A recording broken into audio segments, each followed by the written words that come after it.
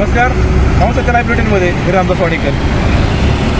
तळेगाव चाकण रस्ता हा सातत्यानं चर्चेत राहिला।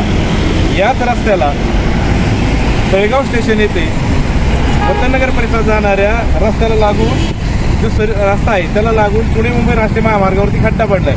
गेले कित्येक दिवस हा खड्डा तसाच्या तसा आहे। या रस्त्यानं अनेक नागरिकांची रोजची वर्दळ याच परिसरामध्ये तळेगाव स्टेशन परिसरातली मंडई देखील असते आणि अगदी सकाळी पहाटे 6च्या सुमारास या परिसरातले मावळ तालुक्यातले आणि खेड तालुक्यातले कित्येक शेतकरी इथं शेतीमाल विकण्यासाठी येत असतात। अनेक होलसेल विक्रेते येत असतात आणि सातत्यानं लोकांची ये जा असते।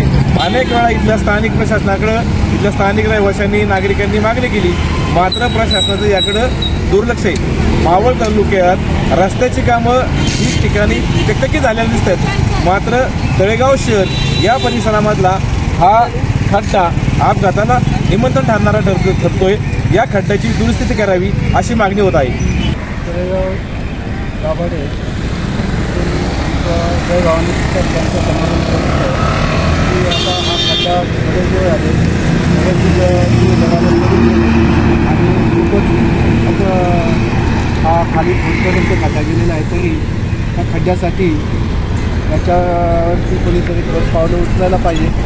15 दिवस झाले हा खड्डा पडून याच्यावरती कुणी काही हे केलेलं नाही। तरी त्वरित त्याच्यावरती काहीतरी सजेशन काढून मार्ग काढून त्याचं लवकरात लवकर हे करावं। माझं नाव सचिन आरते। हा जो इथं जुना भाजी मार्केटचे हा जो खड्डा सांधलेला आहे तो तरी शासनाने प्रशासनाने दुरुस्त करून द्यावा।